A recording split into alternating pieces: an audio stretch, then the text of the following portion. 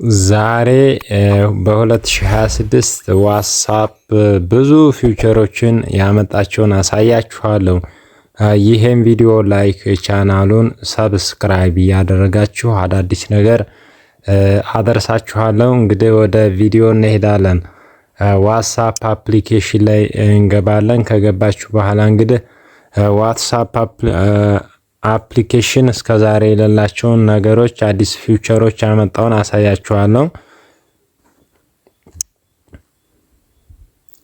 እንደምታዩት እንግዲህ አዳዲስ ፊውቸር ማሳያችሁ ዋትስአፕ ሎክ ቻት፣ የአንድን ሰው ቻት ለይታችሁ የምቆልፉበት ይሄ የመጣው አሁን 2016 ላይ የመጣ አዲስ ፊውቸር ነው ማለት ነው።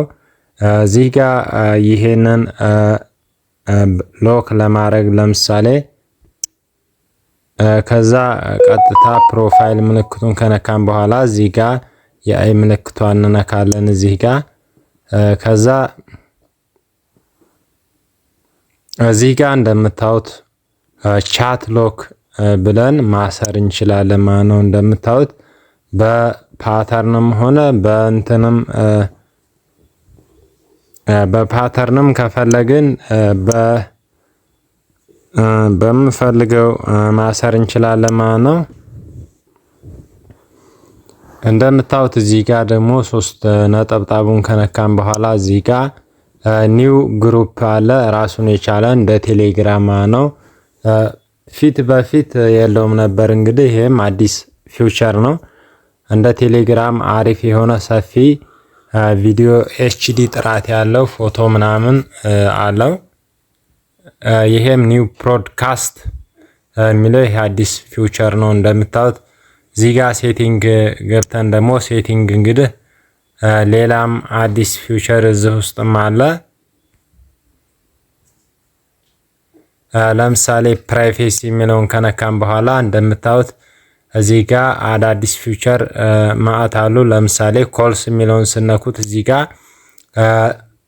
ሳይለንስ አንኖን ኮለር፣ ለምሳሌ ዋትስአፕ ላይ ብዙ ሰዎች ማታቋቸው ከደወሉ ይሄን ብታበሩት በሚስኮል መልክ ይመጣላችኋል ማለት ነው።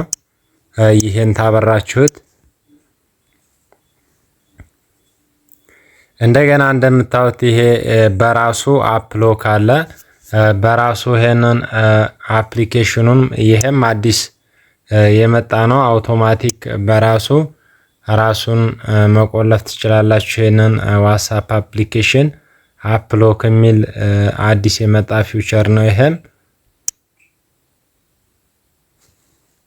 የዛሬው ቪዲዮ አዲስ ፊውቸር 2026 የዋትስአፕ ይሄን ይመስላል። ቪዲዮ ከተመቻችሁ ላይክ፣ ቻናሉን ሰብስክራይብ እያደረጋችሁ አዳዲስ ነገር አደርሳችኋለሁ። ይመቻችሁ። ፒስ